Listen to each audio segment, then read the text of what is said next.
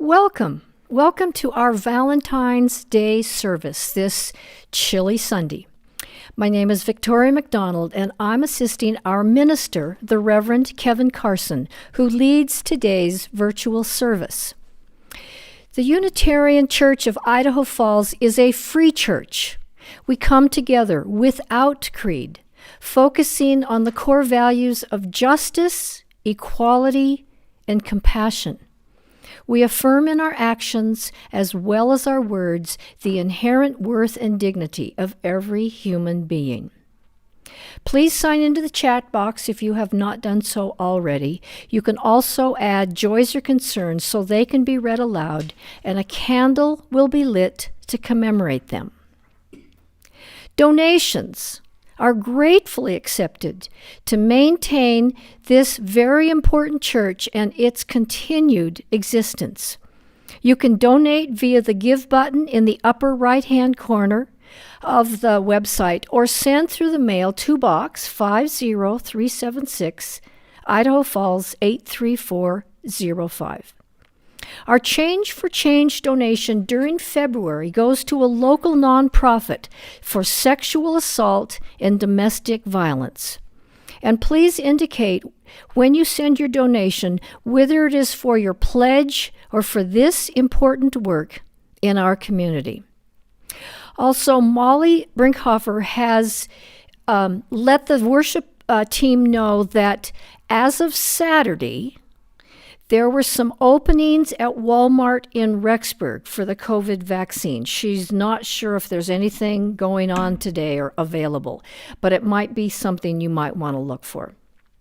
After today's service, a link to join the virtual coffee hour is in the order of service. Please give Vic Allen, our fabulous tech support person, time to switch gears. Entering into sacred space, I'm going to read the Peace Bowl 3 times. This is an opportunity to calm your mind and come into the present. Breathe deeply and slowly, carrying sacred breath into your body, your arms, your legs, your mind, and breathe out slowly. Your breath links you to all sentient beings.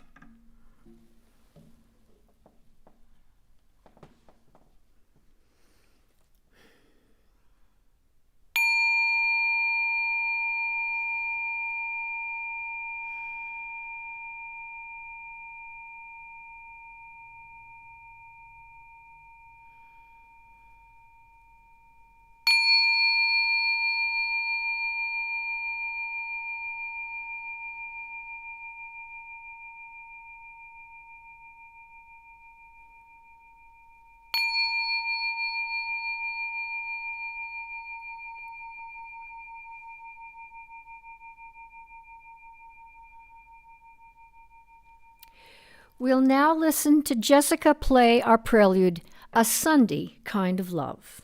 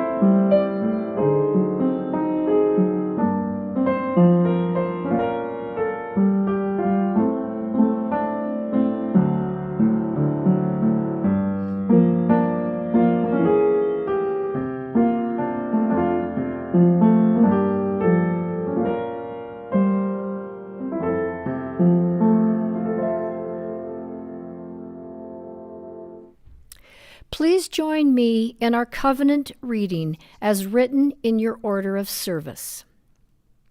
Love is the spirit of this community, and service its law. This is our great covenant, to dwell together in peace, to seek the truth in love, and to help one another.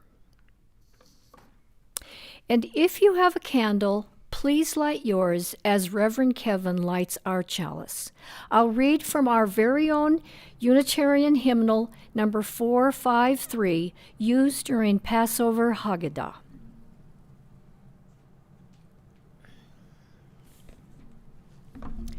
May the light we now kindle inspire us to use our powers, to heal and not to harm, to help and not to hinder, to bless and not to curse, to serve you, Spirit of freedom.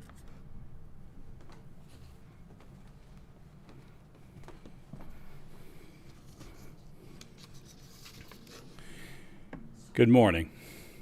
Our call to worship this morning comes from Mother Teresa. Love cannot remain by itself. It has no meaning. Love has to be put into action, and that action is service. Whatever form we are, able or disabled, rich or poor, it is not how much we do, but how much love we put in the doing, a lifelong sharing of love with others. I invite you to join in our opening hymn, number 34, Though I May Speak with Bravest Fire.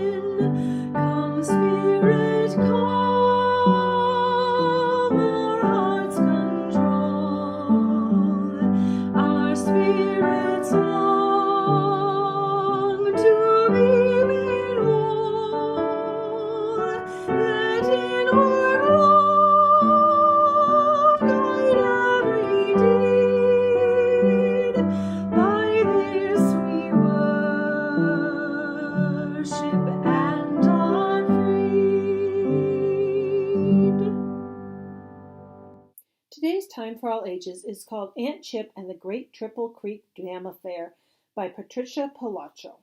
Now, I want to tell you a little bit about this story before I get started. Today is Valentine's Day, and the sermon and the rest of the service is all about love. And when I start this story, you might not think that it's about love, but I promise this story is about love. And I want you, while I read the story, to try and find all the different kinds of love that are mentioned in this story.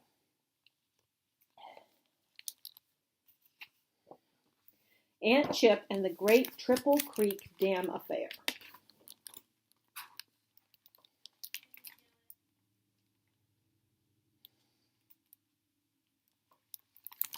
Absolutely everybody in Triple Creek loved their TV sets.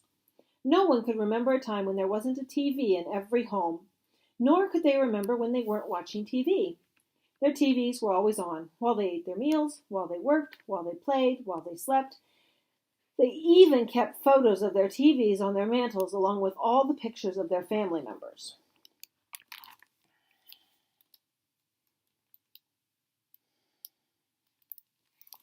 Everyone loved their TVs except Eli's Aunt Charlotte. Aunt Chip, as Eli called her, didn't even own a TV. As a matter of fact, she had never owned one. This made her suspect in the eyes of the townsfolk of Triple Creek, especially since she had upped and taken to her bed well over 50 years ago and vowed never to get out of it again. No one knew why, really, though there was some talk that it happened just about the time that the huge TV tower was built on Cedar and Oak. "I'm taking to my bed, ain't never getting up again," they say she shouted out of her window. "But there will be consequences. Mark my words, there will be consequences." And she settled into her eiderdown. Eli loved his Aunt Charlotte very much, in spite of her strange ways. He visited her almost every day. He especially loved when she would start into one of her great stories, like the one about the little kid in Holland who held back the sea by putting his thumb in the dike, or his favorite about a great white whale that lived in the deepest, darkest part of the ocean. "Where do all them stories come from, Aunt Chip?" he asked one day. "Some come out of thin air. Some come out of my dreams. Some come right out of books." Books? Eli thought for a long time. How do you get a story from a book? "Whatever do you mean, how, child? I mean, we use books all the time. They're all over town, but use them. You mean read them, don't you?" she asked, leaning closer to the boy. "Read? What's that?" Eli asked. "I knew it! I knew it! I knew there'd be consequences," Aunt Chip hissed as she threw off her covers and for the first time in 50 years let one foot touch the floor. "Child, get me my clothes," she ordered. "How come you getting up, Aunt Chip?" Eli asked. "'Cause I suspect there's a wrong that needs to be put right," she said, "and I've got to see what's happened for myself." Eli and Aunt Chip walked into the center of town. Eli was right. Books were being well used. For doorstops, to hold up roofs, to sit on, to eat off, to sleep under, to mend fences, to stuff potholes, to prop up sagging buildings, and even to shore up the dam. "Where has everyone gone?" Aunt Chip asked in stunned amazement. "There aren't any children playing. I don't hear talking or laughing." "Everyone's watching," Eli answered with authority. "It's almost time for a cliff-hanging episode of How the Dawn Churns." "There have been consequences indeed," Aunt Chip said. Then, as they reached the corner of Cedar and Oak, Aunt Chip's eyes beheld the steel-strutted TV tower. She choked with tears. "Take me home, boy. I've seen enough." That afternoon, they sat together in front of the fire, sipping very strong tea. "Do you want to know what glory used to be on the corner of Cedar and Oak?" "What, Chip? What, Aunt Chip?" Eli climbed up next to her. "That's where the library used to be," she said. "What's a library?" Eli asked. "It's a place where books used to be kept a long time ago," she answered wistfully. "Why did they keep books in a building?" Eli asked. "They kept them there for folks to borrow and take home to read. Look, child." And she went to a cabinet covered with cobwebs, took out a book, and opened it for him. Dust fluttered out of its pages. "Now look at this. Those are words. They tell about ideas, dreams, and feelings. They take you to places far from here. They show you how to be fair and just, and sometimes show you what happens when you're not. Books are a treasure. All you need is the key." "The key?" Eli asked. "The key. Knowing these words and their meanings," she answered softly. "It's called reading." "But Aunt Chip, if the library had all those treasures, why would anyone take it away?" "Well, sir," she started, "folks got so taken up with them TVs that they came to the library less and less. Pretty soon, folks started to forget what it was there for, all except the librarian. She was there all right, every single day. Folks started calling her mad for sitting in that empty old building day after day. Finally, they carried her away. Crazy as a March hare, everyone said. She was trying to stop the wrecking ball, but still, it crashed into the building, into the walls, and flattened the place. Then that giant TV tower came. Eli looked again at the open book they both held in their hands. I want to read, Aunt Chip. Can you teach me? Of course, child, she said as she hugged him up. Now, Eli took to reading like a beaver takes to gnawing wood, or a flea takes to a dirty little yellow dog. Within weeks, he could read just about everything, and he did. He read labels on cereal boxes, covers on canned goods at the store, road signs, all those things folks had memorized by their shapes. It wasn't long before his little classmates at school, where TV sets had long since replaced teachers, noticed that he knew what things said on labels, covers, and such. Look, Eli can hear things that we can't, Celeste Appleby said one day. Eli was reading a peanut butter cookie recipe from one of Aunt Chip's cookbooks. How come we can't hear what you are hearing when we look at this book? Hollis Lonsbury asked.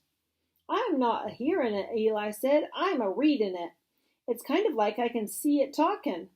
Read more, the other children clamored, and each one grabbed a book from a nearby pothole and held it up in front of Eli. Eli read about a princess in a kingdom. He read about isosceles triangles, and he read about the sinking of the Titanic. At last, one boy announced, We want to read too, Eli. And they all cheered, Yes! That's when Eli took the children to Aunt Chip. All right, she said when they asked, but I don't have enough books. We'll need more. That's when the children started borrowing books from all over town. They took them out of potholes, off fences, from the tops of roofs, out from under sagging buildings. They borrowed and borrowed. They got them from everywhere they could find them.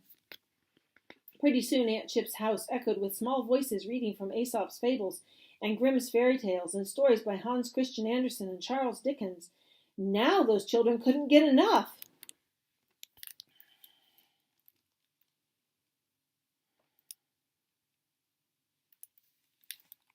One day, Eli and his friends were passing under a very tall wall made from almost entirely of books on the edge of town. The original wall had crumbled, and the townsfolk had rebuilt it. Eli was reading the spines of each book in the wall when his eye caught the gold lettering of a lovely green one.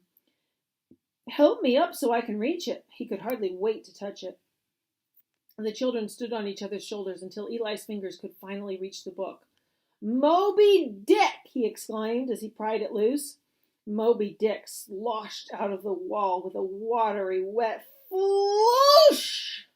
Got it, he said. That was when they all heard a low, rumbling sound that grew louder and louder. They looked up and noticed a trickle of water coming out from where Moby Dick had been. The trickle got bigger and bigger. The rumbling got louder and louder. The ground under their feet started to shake, and they noticed that they were ankle deep in water. Let's get to the bluff, Eli called out. When they reached the bluff and looked down, they saw it. The wall of books had become the new Triple Creek Dam, and it was bowing under the weight of the lake behind it. Then with a thundering, watery roar, it exploded. The explosion sent the books flying straight up. They hurtled so high into the air that they disappeared clean out of sight. Tons of water surged down past Dead Man's Bluff and past the Bucket of Suds Saloon and was heading straight for the TV tower next to the bridge at Cedar and Oak Streets. The wall of water hit that tower with such force that it crumpled up like tinfoil. When the children got into town, they saw all the grown-ups walking around looking confused and dazed. My TV went off for no reason at all, a woman said as she grasped the photo of her TV to her chest. I can't live without my sports recap of the replay of Sunday's game, a hysterical man screamed as he collapsed with a serious case of the vapors. Who could have done such a thing to our town? The mayor called out in anguish, clutching his remote control. It's all my fault, Eli finally said above the din. Aunt Chip came and stood by his side. All I wanted was to read this book. Eli held up the copy of Moby Dick. Read?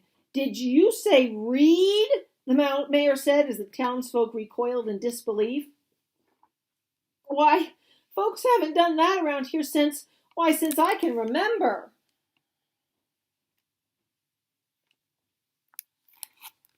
If we were meant to read, we would have been born being able to do it. It must be bad if doing it made the dam break and take out the TV tower, the crowd roared in agreement. Just who taught you to read? The mayor asked as he drew closer to Eli. Eli gestured to Aunt Chip. There was a collective gasp. I knew it. I've heard stories about her, a voice said. Crazy old coot, a man hissed. She isn't crazy, Eli screamed. All of the children came out from the crowd and surrounded Aunt Chip. She's been teaching all of us to read. So we've been borrowing books from all over town, Eli said. That's where they've been disappearing to, a mean-looking woman snapped. You'll just have to put them all back. They'll do nothing of the kind, Aunt Chip said with resolve. 50 years ago, I didn't have the strength to stand up to the city fathers, but now I do, she said as she locked hands with the children. Eli looked at his Aunt Chip. It was you. You were the librarian. That's why you took to bed. If we were meant to read, there surely would have been a sign, the town soothsayer said as she gazed at the horizon. Well, sir, exactly at that very moment, all them books that had been blown out of the dam started to fall right out of the sky.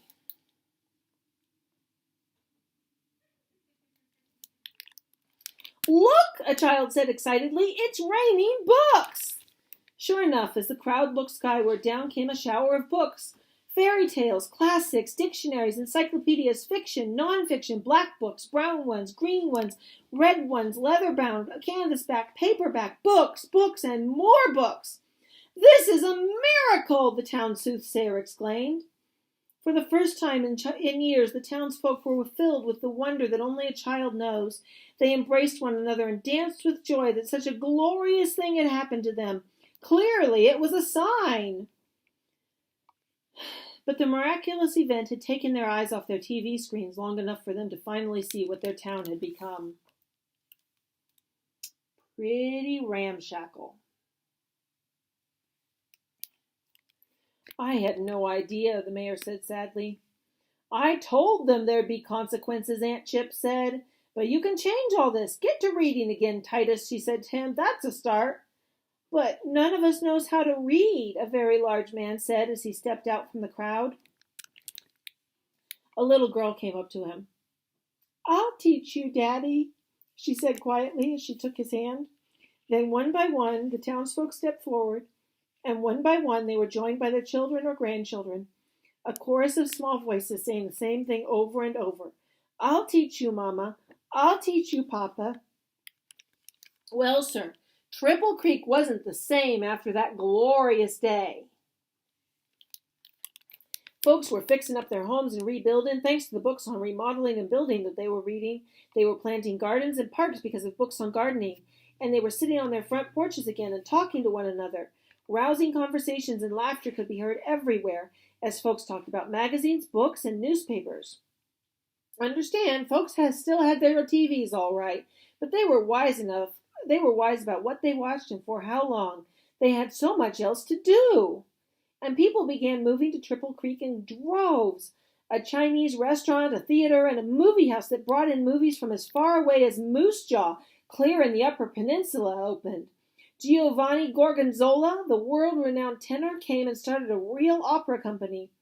Finally, a new school was built where the old one had stood, with real teachers and lots of books, including a 322-page book, Moby Dick.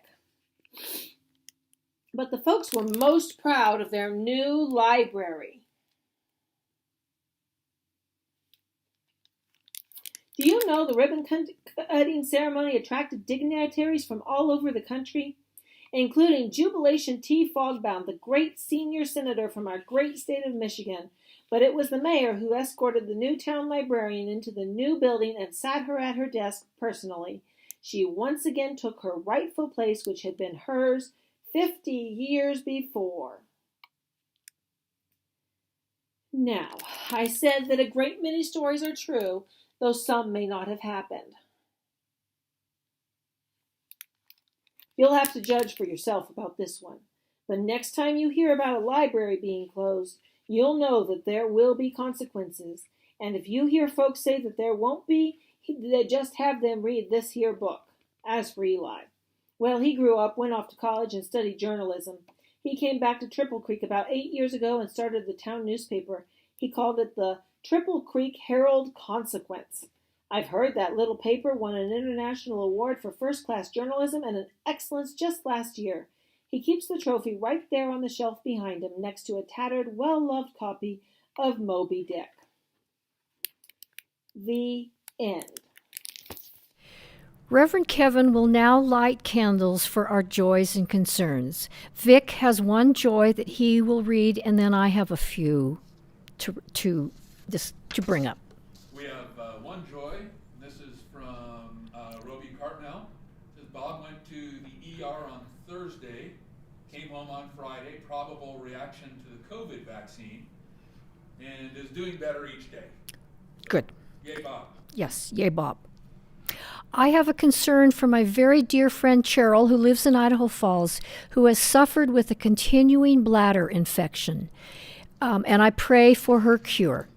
Also, I have a joy for the diminishing COVID cases throughout the nation and hopefully the world, and the diminishing deaths, and I hope that continues. And one more candle will be lit for the joys and concerns that are held in our hearts but are not expressed.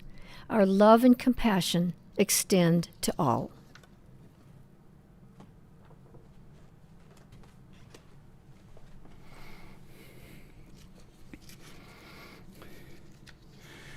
Our reading this morning is an excerpt from the book Compassion and the Individual by Tenzin Gyatso, the 14th Dalai Lama. Because we all share an identical need for love, it is possible to feel that anybody we meet, in whatever circumstances, is a brother or sister. No matter how new the face or how different the dress and behavior, there is no significant division between us and other people. It is foolish to dwell on external differences because our basic natures are the same. Ultimately, humanity is one, and this small planet is our only home. If we are to protect this home of ours, each of us needs to experience a vivid sense of universal altruism. It is only this feeling that can remove the self-centered motives that cause people to deceive and misuse one another. If you have a sincere and open heart, you naturally feel self-worth and confidence, and there is no need to be fearful of others. I believe that at every level of society, familial, tribal, national, and international, the key to a happier and more successful world is the growth of compassion. We do not need to become religious, nor do we need to believe in an ideology. All that is necessary is for each of us to develop our good human qualities. I try to treat whoever I meet as an old friend. This gives me a genuine feeling of happiness. It is the practice of compassion.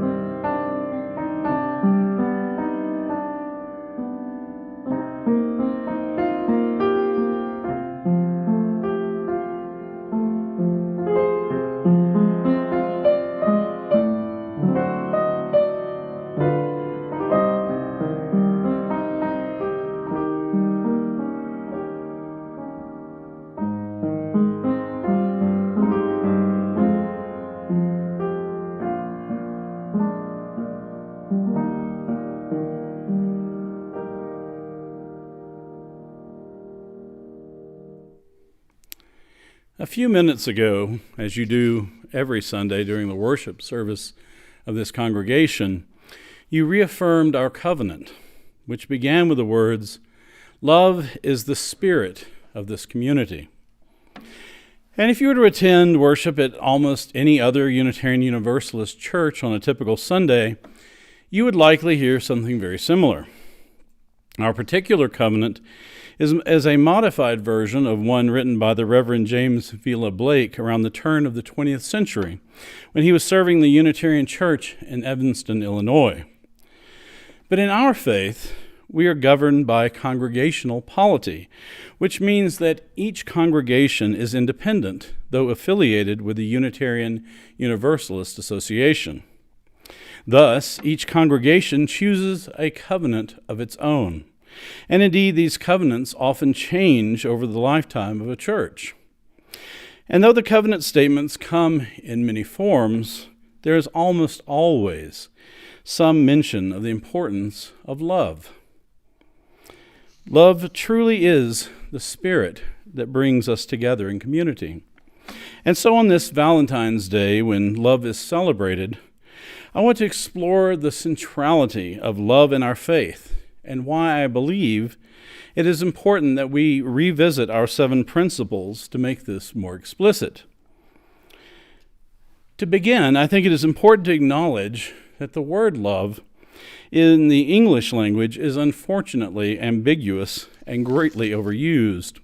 It can refer to anything from the adoration of a parent for a child, to romantic love between couples, to having a particular fondness for some food, art, or music.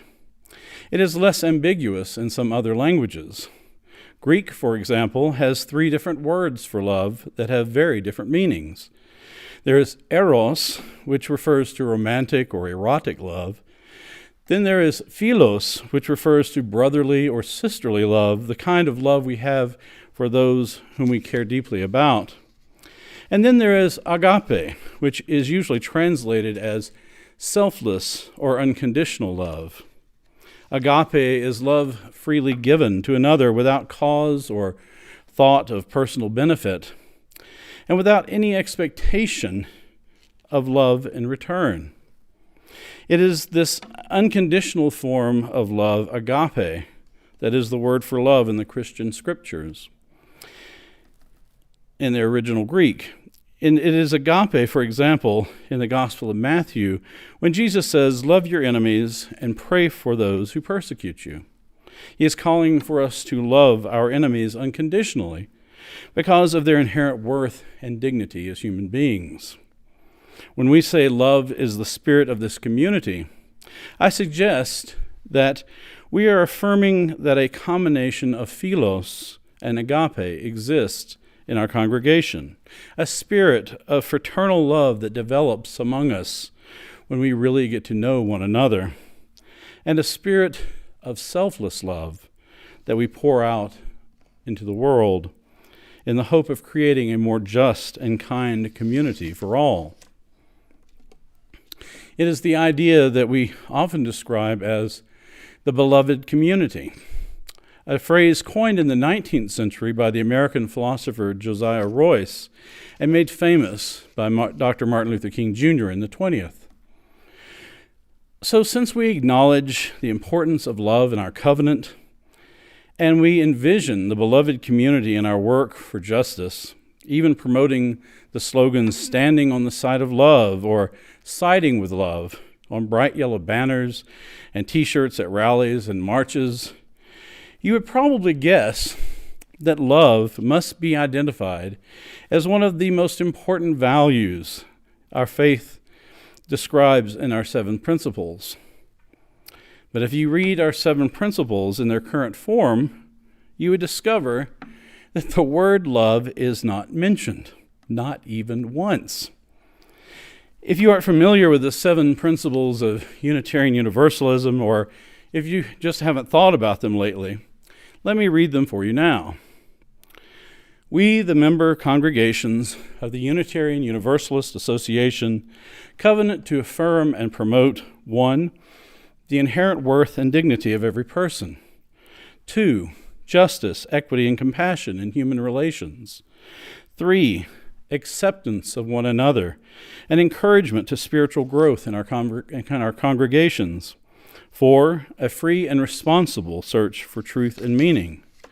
5, the right of conscience and the use of the democratic process within our congregations and in society at large. 6, the goal of world community with peace, liberty, and justice for all. And 7, respect for the interdependent web of all existence of which we are a part. Fortunately, our 7 principles are not some dogmatic sacred document handed down from on high.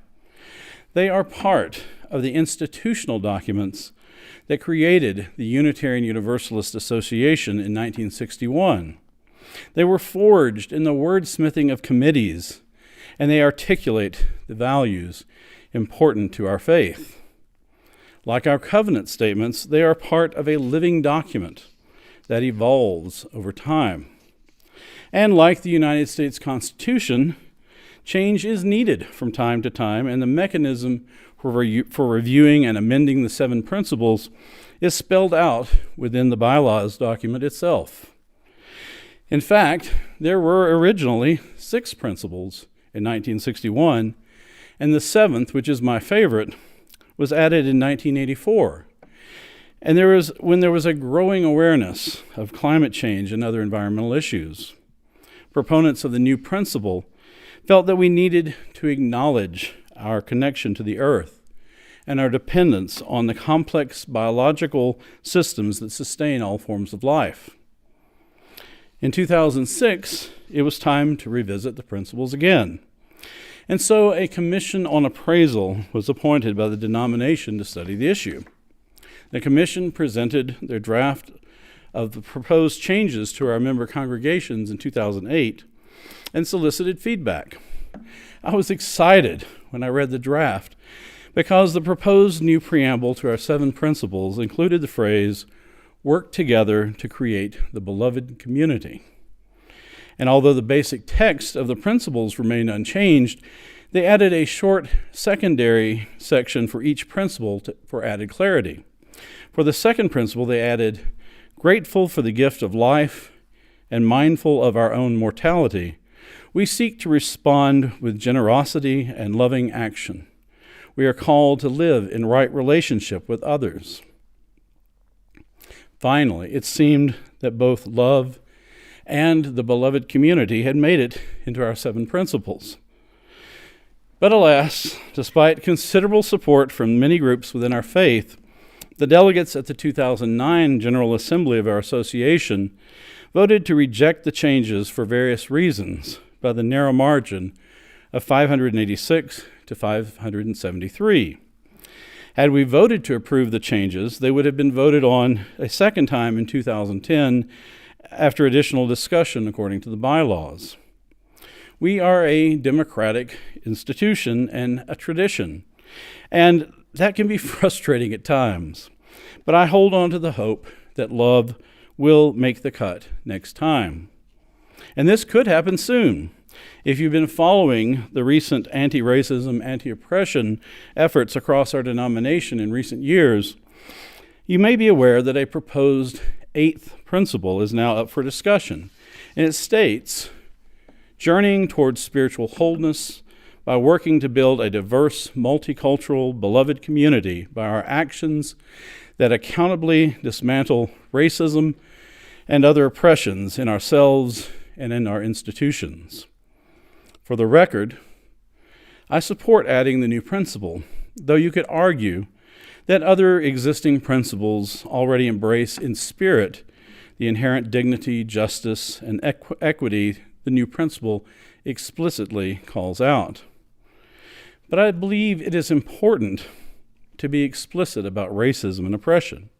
Now more than ever, when America is being forced to acknowledge the systemic racism that permeates society, I think it is important to express our vision of a diverse, multicultural, beloved community unambiguously.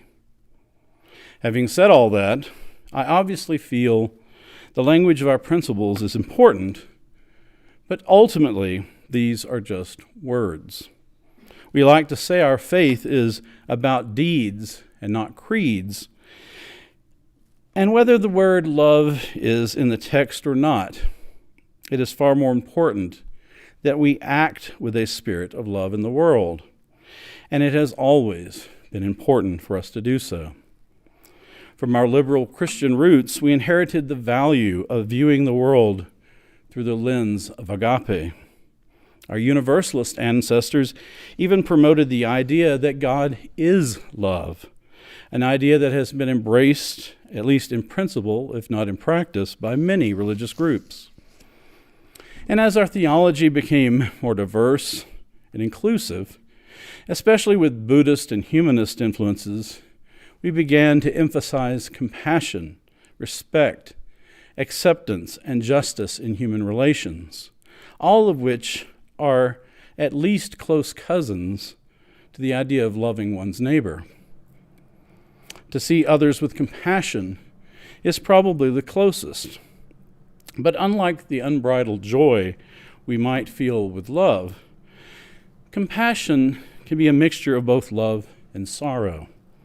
It is a response to the condition of others, and more specifically, it is an empathetic response to their suffering. We can see ourselves in them.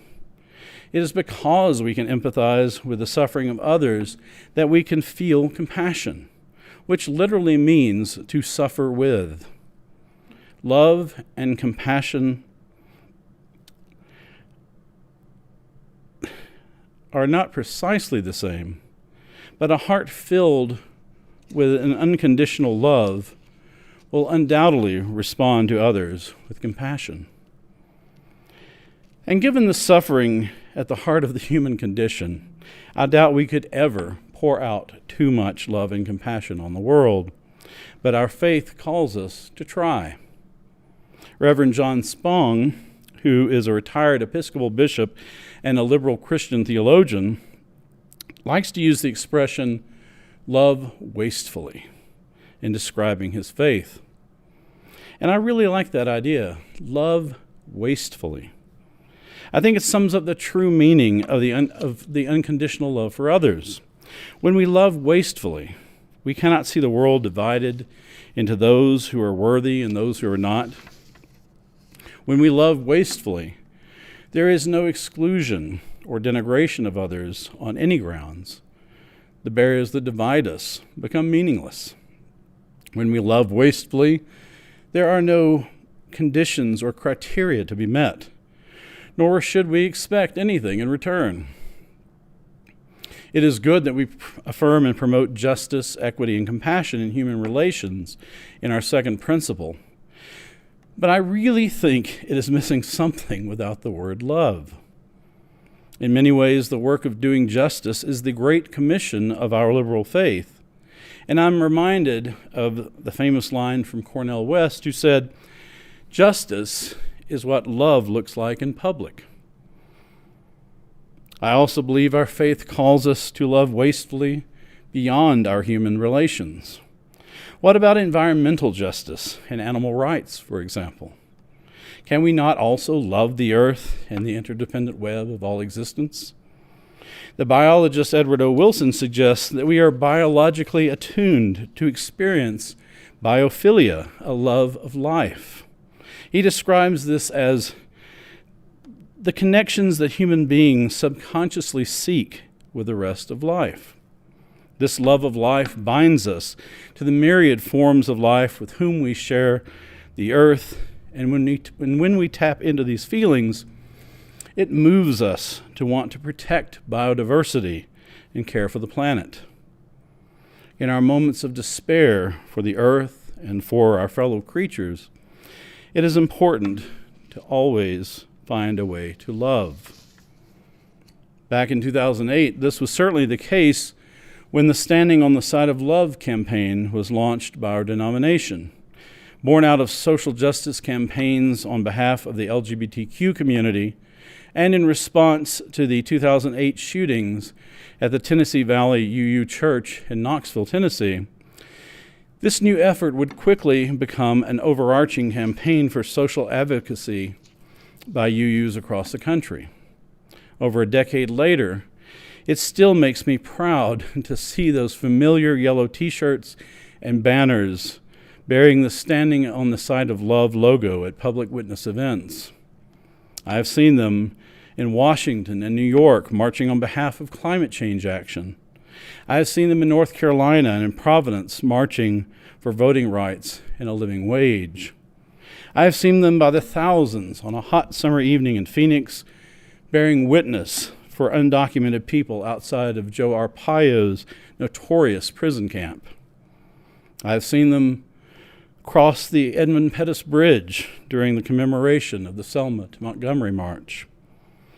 And I have seen them in numbers great and small across America as Unitarian Universalists gathered for marriage equality, civil rights, and many other important causes. Some of our partners in the work of justice even started calling us the love people. And our visibility quickly earned us a reputation for being people who show up when we are needed.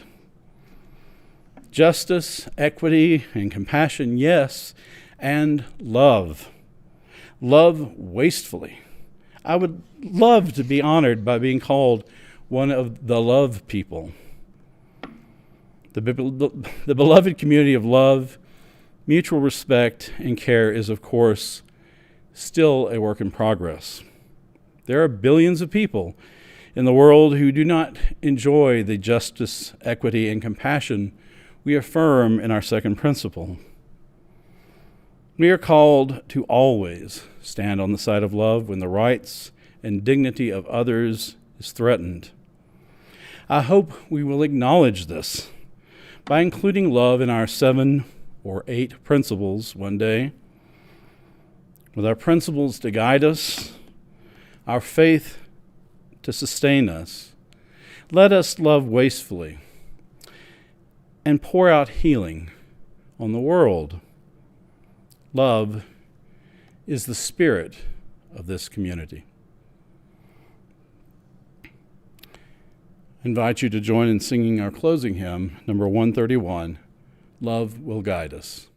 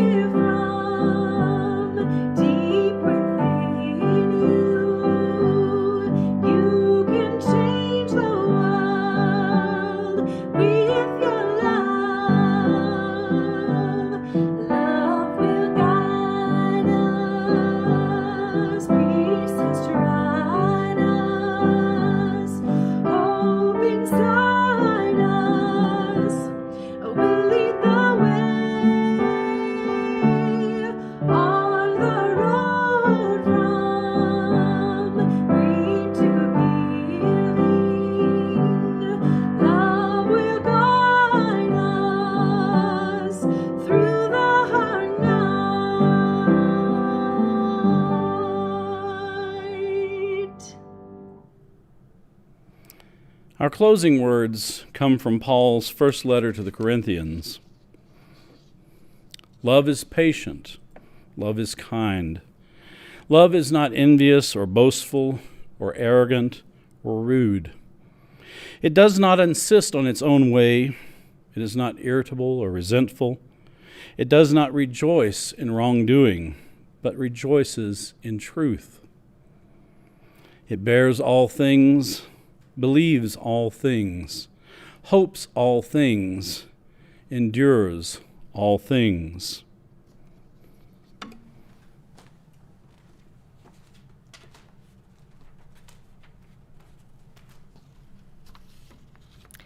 Now to extinguish our chalice. The words are in your order of service. We extinguish this flame, but not the light of truth, the warmth of community, or the fire of commitment. These we carry in our hearts until we are together again.